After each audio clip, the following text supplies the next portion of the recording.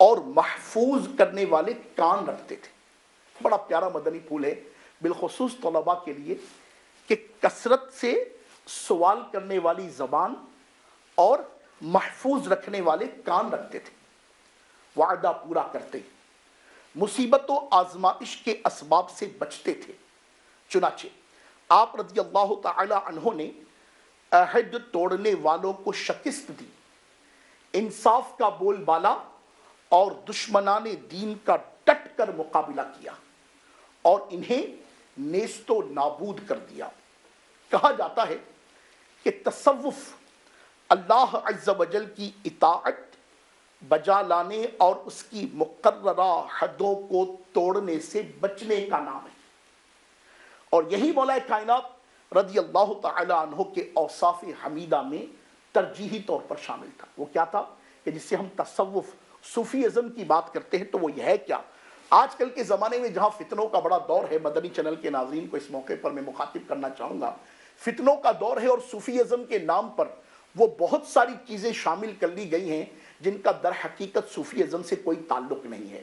لوگ اللہ رب العالمین عز و جل کے مقربین، اللہ تبارک و تعالیٰ کے اولیاء سے وہ چیزیں منسوب کر لیتے ہیں جو در حقیقت نہ تو ان کی سیرت کے عنوان ہوتے ہیں، نہ معرفت خدا کے ابواب ہوتے ہیں، مگر بدقسمتی سے اللہ کے دین کا علم نہ ہونے کی وجہ سے، کریم مصطفیٰ صلی اللہ علیہ وبارک وسلم کی شریعت مطہرہ سے آگاہی نہ ہونے کی وجہ سے، اور انہی اولیاء اللہ کی اصل سیرت تک شناسائی نہ ہونے کی وجہ سے جس نے جو کہہ دیا ہم نے وہ مان لیا، اور صوفیزم کے نام پر بہت ساری وہ چیزیں کہ جو بدعت کے زمرے میں آتی ہیں انہیں ترکیب میں لے لیا جاتا ہے۔ یہ ہرگز درست نہیں ہے، جبکہ میں آپ کی خدمت میں عرض کر رہا ہوں کہ تصوف کیا ہے کہ مولا کائنات مولا مشکل کشا علی المرتضیٰ کرم اللہ تعالی وجہہ الکریم کے فرامین میں ملتا ہے۔ آپ فرماتے ہیں تصوف اللہ تبارک و تعالی کی اطاعت بجا لانے اور اس کی مقرر کردہ حدوں کو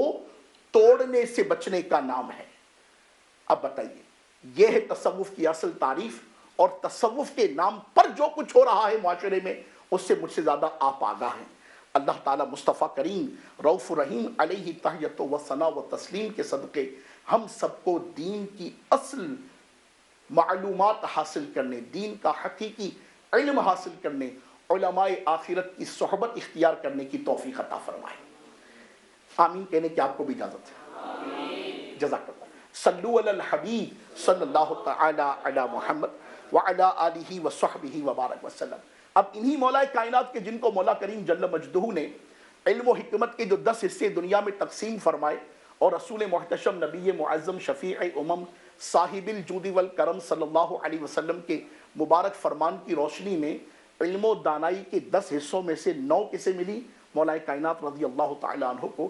اب علم و حکمت کے اس شہنشاہ ولایت سیدنا مولا کائنات رضی اللہ تعالی عنہ کے فرامین میں سے ایک فرمان واقعے کی روشنی میں اسی کتاب کے صفحہ نمبر 166 پر رقم ہے، وہ میں آپ کی خدمت میں عرض کرنا چاہوں گا، اور یہی انشاءاللہ عز و جل آج کے بیان کا در اصل عنوان بنے گا، جس کے تحت مجھے امید ہے کہ انشاءاللہ بالخصوص طلباء اور بالعموم سبھی انشاءاللہ اس سے استفادہ کرنے کی سعی کریں گے۔ حضرت سیدنا کمیل بن زیاد علیہ رحمت رب العباد سے مروی ہے کہ ایک دن امیر المومنین مولا مشکل کشا شہنشاہ اولیاء حضرت سیدنا علی المرتضیٰ کرم اللہ تعالی وجہہ الکریم میرا ہاتھ پکڑ کر ایک قبرستان کے کنارے چلنے لگے، یہاں تک کہ جب ہم ایک کھلے میدان میں پہنچے تو آپ رضی اللہ تعالی عنہ ایک جگہ بیٹھ کر سانس لینے لگے۔ پھر کچھ دیر بعد فرمانے لگے، اے کمیل، دل برتنوں کی طرح ہے، توجہ کیجئے گا، بہت حکمت سے جڑا ہوا اور اپنے اندر انتہائی گہرائی کے ساتھ یہ الفاظ انشاءاللہ عز و جل آپ لیں گے تو خدا کی قسم دنیا اور آخرت کی برکتیں ہم سب کا مقدر ہے۔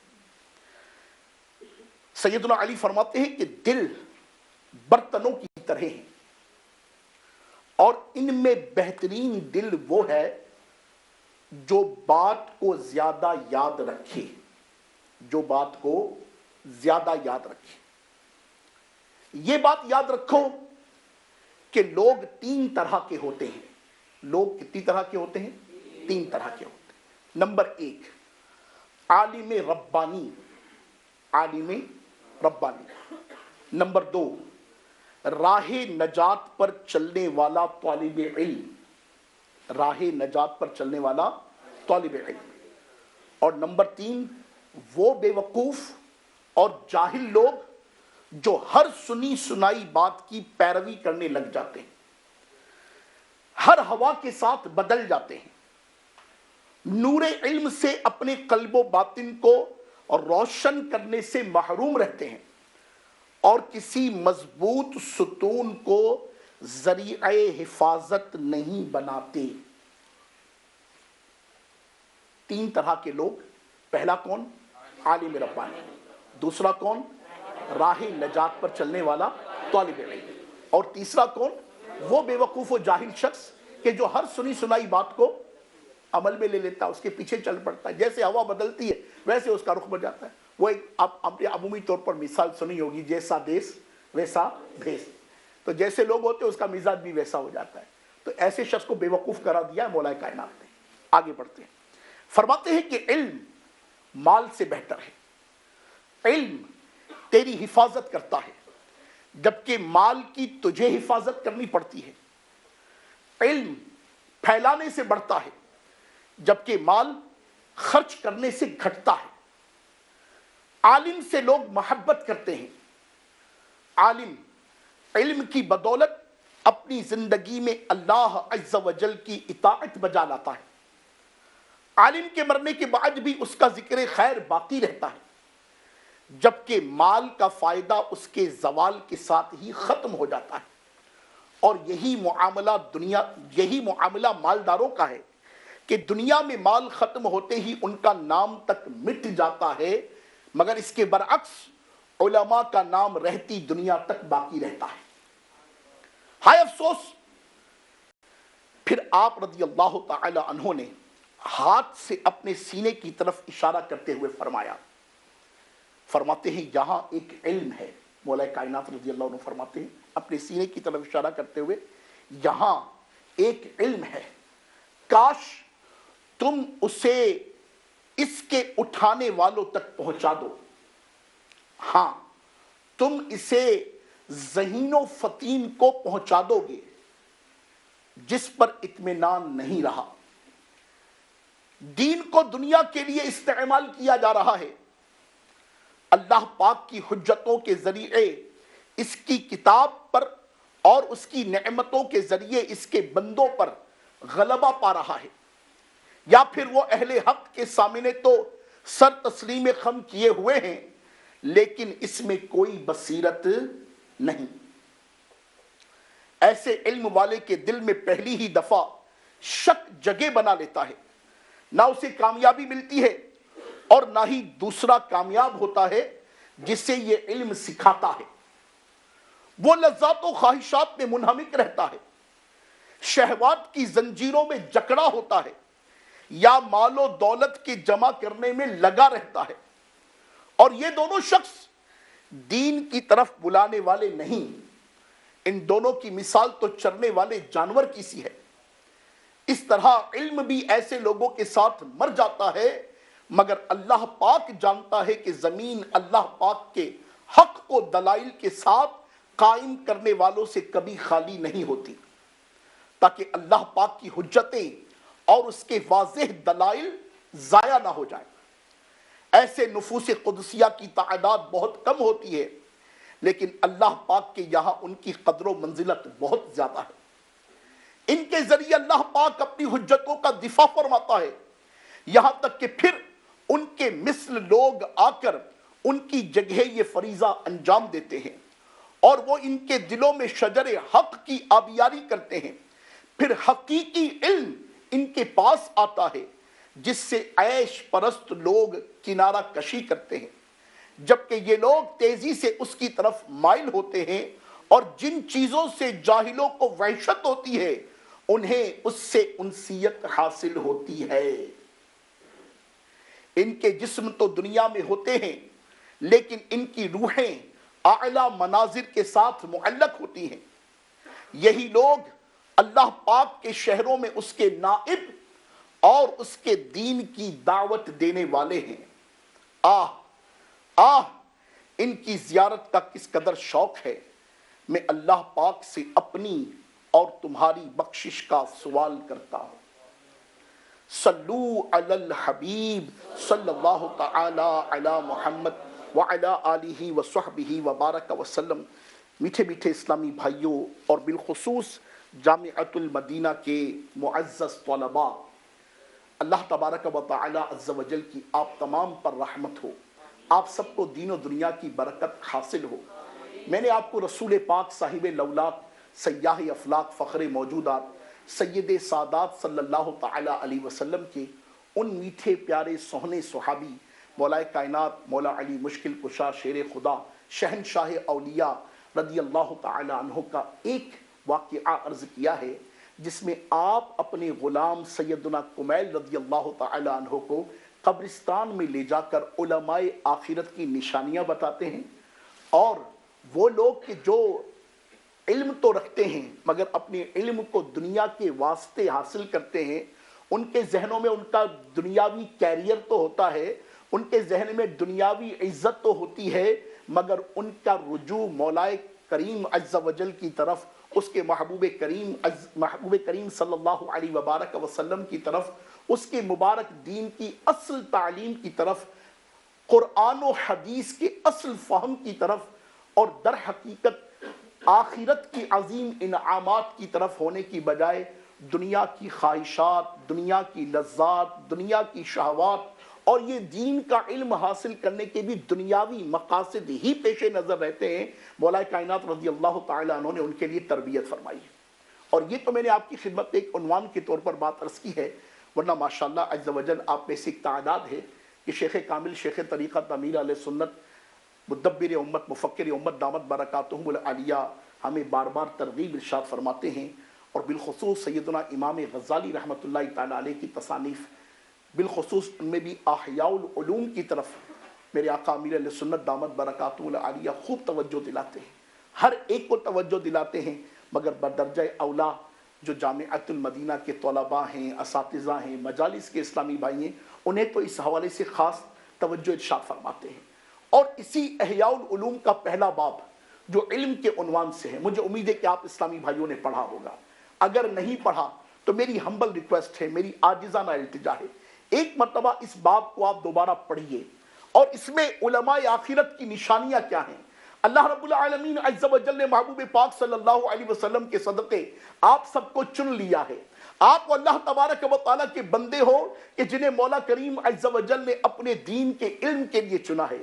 خدا کی قسم آپ چنے ہوئے لوگ ہو، اللہ رب العالمین عز و جل نے اپنے بندوں میں سے کچھ لوگوں کا چناؤ کیا ہے، ورنہ دنیا پڑی ہے آپ کے سامنے ہے، اسکول کالج یونیورسٹی میں بھی دین عالم حاصل ہو رہا ہے، وہ علم کس قدر نفع کا باعث ہے، اس کے دنیاوی طور پر کتنے فوائد ہیں، اس پر آج کلام نہیں کیا جا رہا۔ بات یہ ہو رہی ہے کہ دنیا کے جتنے بھی علوم و فنون ہیں، یہ تو بات اظہر من الشمس ہے کہ ان میں سب سے زیادہ معتبر اور محترم علم کس کا ہے؟ قرآن کا۔ سب سے زیادہ معزز و معتبر علم کس کا ہے؟ حدیث کا۔ سب سے زیادہ معزز و معتبر علم کس کا ہے؟ دین کا۔ تو جو دین کا علم حاصل کرنے کے لیے اپنی تمام تر ترکیبوں کو چھوڑتے ہیں، ماشاء اللہ عز و جل جامعۃ المدینہ میں داخلہ لیتے ہیں، وہ اپنے گھر کو بھی چھوڑتے ہیں۔ ایک تعداد ہے جو ڈے اسکالر کی طرح نہیں پڑھتی، بلکہ وہ ہاسٹلائز ہوتی ہے، وہ اداروں میں ہی رہتی ہے، وہ جامعۃ المدینہ میں ہی رہتی ہے، وہ اپنی صبح و شام یہاں گزارتے ہیں، وہ اپنے دنوں رات یہاں گزارتے ہیں، ان کا کھانا بھی یہیں، پینا بھی یہیں، سونا بھی یہیں، اٹھنا بھی یہیں، بیٹھنا بھی یہیں، لوازمات بھی یہیں، ضروریات بھی یہیں، خواہشات بھی یہی، جو کچھ ممکن ہے وہ یہی ترکیب بناتے ہیں۔ میرا ایک مدنی پھول ہے، بادشاہ اللہ عز و جل اتنی قربانیاں دے کر آپ اسلامی بھائی یہاں پر تشریف لائے، آپ میں سے کوئی اولا میں ہوگا، کوئی ثانیہ میں ہوگا، کوئی ثلاثہ میں ہوگا، کوئی رابعہ میں ہوگا، کوئی خامسہ میں ہوگا، کوئی سادسہ میں ہوگا۔ اللہ رب العالمین نے کرم فرمائے، کوئی دورہ حدیث کی برکات کو حاصل کر رہا ہوگا، کوئی 1 سال گزار کر یہاں موجود ہے، کوئی 2 سال گزار کر موجود ہے، 6 7 سال 8 سال یہاں پر آپ جامعۃ المدینہ میں قدم رنجہ فرماتے ہیں.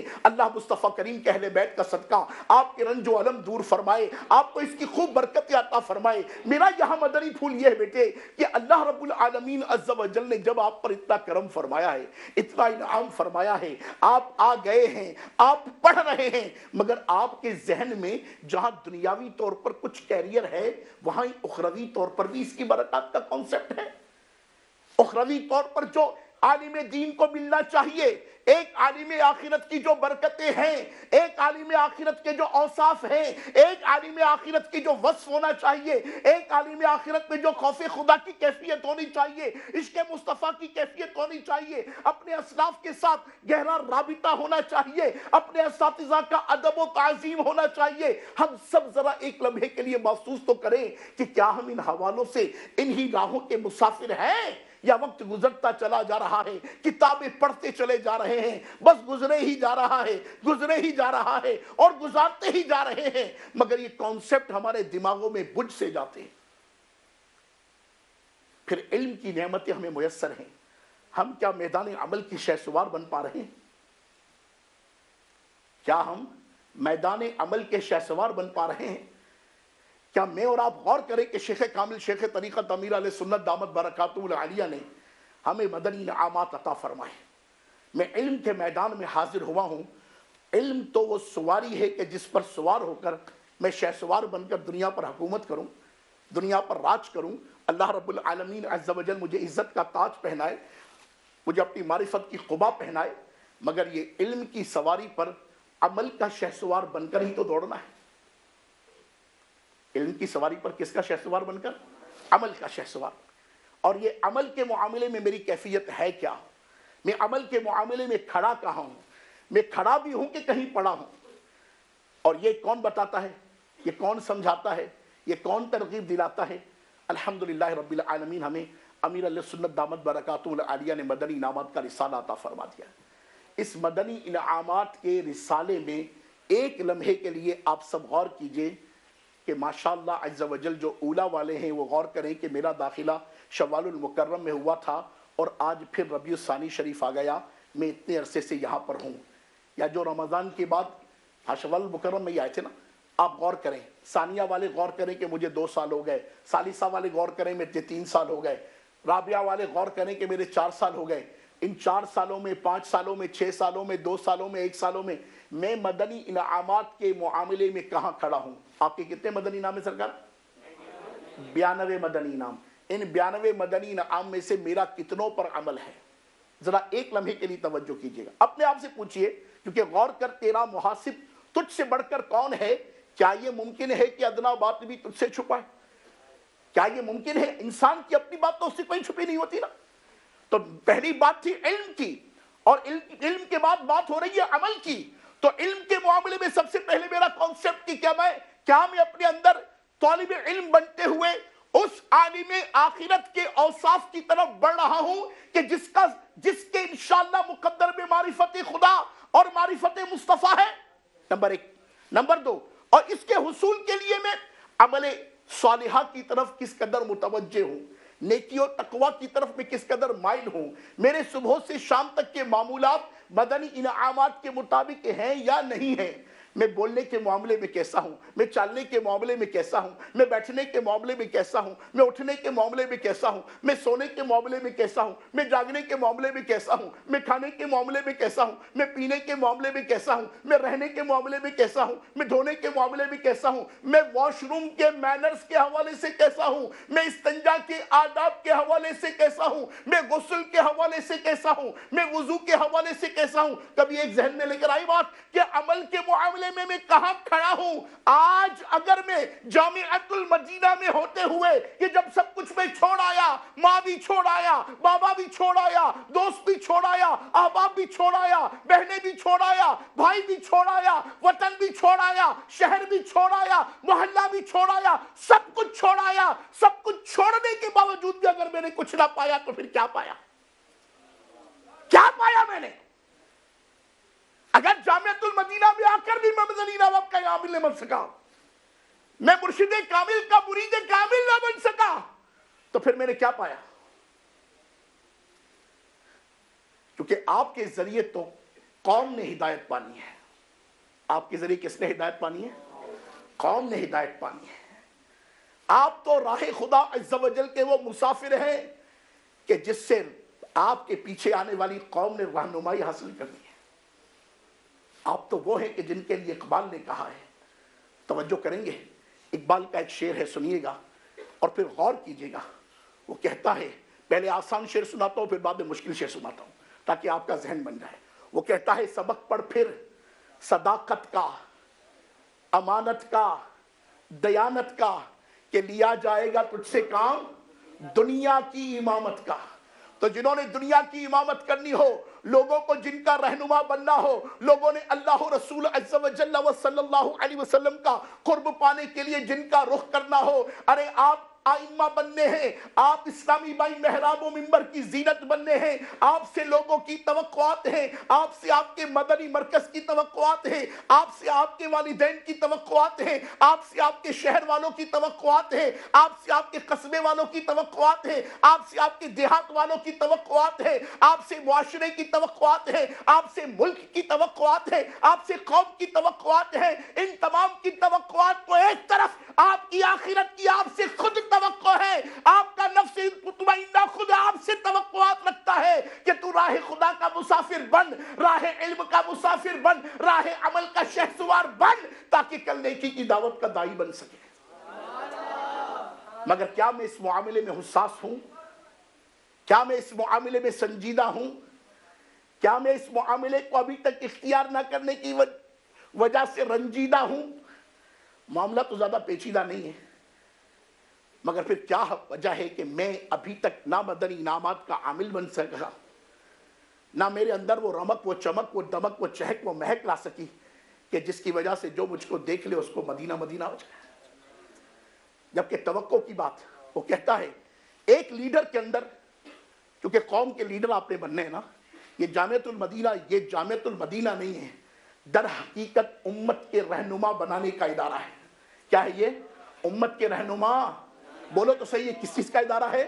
یہ امت کے رہنما بنانے کا ادارہ ہے. اللہ تبارک و تعالیٰ آپ کو برکت دے. آپ نے امت کی رہنمائی کرنی ہے. لوگ آپ سے اللہ کے متعلق پوچھنے آئیں گے، رسول اللہ کے متعلق پوچھنے آئیں گے، فرائض کے متعلق پوچھنے آئیں گے، واجبات کے متعلق پوچھنے آئیں گے، مکروہات کے متعلق پوچھنے آئیں گے، مسنونات کے متعلق پوچھنے آئیں گے، حلال کے متعلق پوچھنے آئیں گے، حرام کے متعلق پوچھنے آئیں گے. وہ پوچھیں گے بعد میں، آپ کو دیکھیں گے پہلے. آپ دکھتے کیسے ہیں؟ آپ عاجزی والے ہیں، آپ انکساری والے ہیں، آپ مسکراہٹ والے ہیں، آپ علم والے ہیں، آپ عمل والے ہیں، آپ نفاست والے ہیں، آپ نظافت والے ہیں، آپ امیر اہل سنت والے ہیں. کیا امیر اہل سنت کے انداز و اوصاف آپ میں ٹپکتے ہیں، آپ میں دکھتے ہیں تو لوگ آپ کے قریب ہیں، ورنہ لوگوں کی غربت دور نہیں ہونی ہے. غور کیجئے. اقبال کا دوسرا شعر جو میں آپ کی مل کرنے لگا ہوں، دامن وقت پہ گنجائش کم رہ گئی، میرے پاس صرف 4 منٹ ہے. وہ کہتا ہے، پہلا شعر یاد رہے گا؟ پہلا شعر جو تھا، سبق پڑھ پھر صدق پر پھر صداقت کا، امانت کا، دیانت کا، کہ لیا جائے گا تجھ سے کام. ٹھیک ہے. اب وہ کہتا ہے یہ کس کے لیے ہے؟ یہ طالب علم.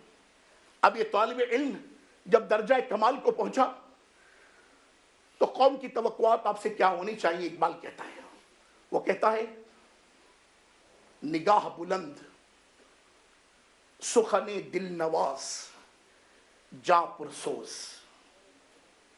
نگاہ بلند، ویژن بڑا ہونا چاہیے. سخن دل نواز، چہرے پر مسکراہٹ ہونی چاہیے. جاں پرسوز، قلب میں فکر امت ہونی چاہیے. نگاہ بلند، سخن دل نواز، جاں پرسوز، یہی ہے رخت سفر میر کارواں کے لیے. اے میر کارواں، تیرا مزاج کیسا ہونا چاہیے؟ تیری نگاہ بلند ہونی چاہیے، تیرا ویژن بڑا ہونا چاہیے. تیرے سامنے امت ہے، درد امت تیرے اندر ہو، فکر امت تیرے اندر ہو، جہاں کے فطروں کا مقابلہ کرنے کے لیے اللہ رب العالمین عز و جل نے تجھے چنا ہے۔ تو اپنی محدود ذہنی کو اس طرح سے لے کر بیٹھا ہوا ہے، یا تو چھوٹی چھوٹی باتوں پر اٹک جاتا ہے، چھوٹے چھوٹے کنکر تجھے یہ چٹیل میدانوں کے سامنے کیسے کھڑے کریں گی؟ ارے تجھے تو بڑا آدمی بننا ہے، تجھے تو قوم کا سردار بننا ہے، تجھے تو قوم کا رہنما بننا ہے، تو چھوٹی چھوٹی باتوں پر اٹک جاتا ہے کہ یہ کیا صبح روزانہ چائے پاپے دے دیتے ہیں، یہ کیا روزانہ دال چاول دے دیتے ہیں، یہ کیا ہمارے مکتب میں جناب والا ابھی تک کھٹمل گھومتے رہتے ہیں، تو ننھی ننھی باتوں کو لیے جاتا ہے۔ ارے دیکھ تیرے سامنے پوری امت رکھی ہے، تیرے سامنے پوری امت کھڑی ہے، دنیا تجھے دیکھ رہی ہے، ترس رہی ہے، تڑپ رہی ہے، مچل رہی ہے، بلک رہی ہے، لوگ آرزو کر رہے ہیں کہ ہمارے پاس کوئی عالم آئے اور ہمیں دین پڑھائے، لوگ تڑپ رہے ہیں کہ کوئی ہمارے پاس آئے اور ہمیں اللہ رسول کی بات بتائے، اور ہمیں کہ چھوٹی چھوٹی باتوں کو لیے بیٹھے ہیں۔ جامعہ میں یہ نہیں ہے، جامعہ میں وہ نہیں ہے، مجلس کچھ کرتی نہیں ہے، مجلس کو پتہ بھی نہیں ہے، مجلس کو کس بات کا احساس ہے، استاد صاحب کو بول بول کے تھک گئے، ابھی تک کچھ ایسا ہوتا نہیں، تو ان ننھے ننھے کنکروں کی وجہ سے اپنی منزل سے ٹھہر جاتا ہے، اپنی موٹیویشن کو ڈی موٹیویشن کی طرف لے کر آتا ہے۔ تو دنیا کے لیے امپریشن ہے، تو خامخواہ ڈپریشن کی پوزیشن میں آتا ہے۔ یہ درست نہیں ہے، یہ ٹھیک نہیں ہے۔ گرتے ہیں شہ سوار ہی میدان جنگ میں، یہ تو شہ سواروں کی بات ہے کہ جو میدان جنگ میں گر جاتے ہیں۔ اگر جامعہ میں ننھی منی تکلیفیں آ بھی جاتی ہیں تو کہو یہی عشق ہے، یہی کربلا ہے، کیونکہ جہاں عشق ہے وہیں کربلا، جہاں عشق ہے، بولو جہاں عشق ہے، جہاں عشق ہے وہیں کربلا۔ تو یہ تو کربلا بھی نہیں ہے میرے بھائی، مگر چلو کوئی مصیبت آئی، کوئی آزمائش آئی تو اللہ والوں کی شان تو یہ ہے کہ وہ مصیبتوں سے گھبرایا، وہ تو مصیبتوں کو خندہ پیشانی سے قبول کرتے ہیں۔ سبحان اللہ، فرمان جائیے، مصیبت آئی مجیب ہو جاؤ گے۔ اللہ والوں کی شان ہے، یہ اللہ والوں کی شان ہے۔ جب ان کے پاس مصیبت، ہماری شان، ہمارا حل کیا ہے؟ ہم دنیا داروں کا حل یہ کہ ہمارے پاس مصیبت آئی، ہم ٹینشن میں، منہ بنیا، اب کیا ہوگا، کیسے ہوگا، کس طرح ہوگا، گھبراہٹ، پریشانی، ٹینشن، سر میں درد، بیمار نہیں تھے پھر بھی بیمار۔ یہ ہمارا دنیا داروں کا حال ہے۔ اور دینداروں کا حال کیا ہے؟ اللہ والوں کا حال کیا ہے؟ علماء آخرت کا حال کیا ہے؟ اللہ کے پیاروں کا حال کیا ہے؟ جب ان کے پاس مصیبت نہیں آتی تو وہ پریشان ہو جاتے ہیں، مصیبت نہیں آتی تو پریشان ہو جاتے ہیں، اور مصیبت آتی تو کھل اٹھتے ہیں کہ اللہ نے یاد فرمایا ہے۔ اور یہ مضامین ہے احادیث کریمہ کے، احادیث کریمہ کے مضامین ہیں۔ اور اس وقت میرا بیان کا عنوان یہ نہیں ہے، فقط بس ٹچ دیتا ہوں، آگے بڑھ رہا ہوں کہ اللہ والوں کے پاس مصیبت آتی تو وہ خندہ پیشانی سے اس کو ویلکم کہتے ہیں، اور ہمارا حال اس سے بڑا عجیب ہے۔ بس المختصر یہ، دامن وقت میں گنجائش نہ رہی، اللہ رب العالمین نے آپ کو چنا ہے۔ مولا کائنات کے اس فرمان کو اللہ والوں کی باتوں سے لیجئے گا، اور مولا کائنات کے اس عنوان پر جتنے بھی فرامین لکھے نا، اب ایک اور بھی فرمان تھا جو مجھے سنانا تھا مگر میں دیکھ رہا ہوں ٹائم نہیں ہے، بس اتنا ضرور عرض کروں گا، اللہ نے آپ کو چنا ہے۔ بس بیٹے اب چنے ہوئے ہونا تو استقامت کے ساتھ لگے رہو، تکلیفوں کو مت دیکھو، یہ تکلیفیں گزر جائیں گی، یہ ماضی کا حصہ بن جائیں گی، آنے والے مستقبل کو دیکھو، جنت الفردوس میں مصطفیٰ کریم کا پڑوس دیکھو، مولا کائنات کے ہاتھ میں لواء الحمد کا جھنڈا ہوگا، ہم سب مصطفیٰ کریم علیہ الصلوۃ والسلام کے جلوہ میں حاضر ہوں گے، اور بالخصوص اے علماء، اللہ رب العالمین نے تو آپ کو وہ مقام و مرتبہ، وہ شان و عظمت عطا کی ہے کہ اگر واقعی استقامت کی نعمت ملی، اخلاص کی نعمت ملی، اللہ کی بارگاہ میں قبولیت ہوئی، تو آپ اکیلے جنت میں نہیں جائیں گے، بلکہ آپ کے ذریعے، آپ کے صدقے، آپ کی شفاعت سے، آپ کی سفارش سے نہ جانے کتنے جنت میں جائیں گے انشاءاللہ۔ تو یہ موٹیویشن کافی نہیں ہے، یہ موٹیویشن کافی نہیں ہے؟ ننھی ننھی باتوں پر اکڑ جاتے ہو، ننھی ننھی باتوں پر پلٹ جاتے ہو، ننھی ننھی باتوں پر پریشان ہو جاتے ہو، تو نیت کر لیجئے انشاءاللہ آج سے بڑا حوصلہ رکھیں گے انشاءاللہ، انشاءاللہ بڑی ہمت رکھیں گے انشاءاللہ، علم دین میں بھرپور مہم ہو کر انشاءاللہ پڑھیں گے انشاءاللہ، اپنا ذاتی مطالعہ بالخصوص احیاء العلوم شریف اور سرکار شیخ کامل دامت برکاتہم العالیہ کے مدنی مذاکرے، اللہ بہترین نعمت، عظیم ترین نعمت، بے مثال نعمت اللہ نے ہمیں عطا کی ہے۔ اللہ توفیق دے، جب بھی مدنی مذاکرے کی خبر ملے پہنچ جائے کرو، بالخصوص ہر ہفتے کو جو مدنی مذاکرہ ہوتا ہے اس میں شرکت کی بھرپور نیت فرما لیجئے انشاءاللہ۔ اللہ تبارک و تعالی عز و جل ہم سب کو عمل کی توفیق عطا فرمائے. صلو علی الحبیب صلی اللہ علیہ وسلم.